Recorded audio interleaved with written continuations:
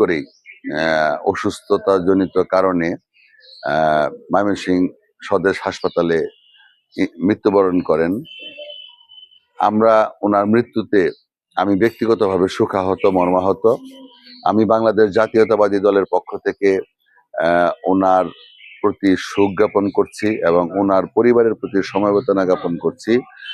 আমরা দোয়া করি আল্লাহ যেন ওনাকে বেহেশতবাসী করেন, কারণ দীর্ঘদিন 4 দলীয় ঐক্য জোটে থাকাকালীন সময়ে ওনার সঙ্গে আমরা একই সঙ্গে রাজনীতি করেছি।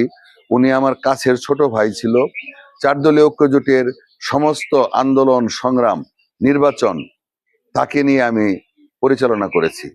তো আজকের এই মৃত্যু আসলে কোনোভাবেই মেনে নিতে পারতেছি না।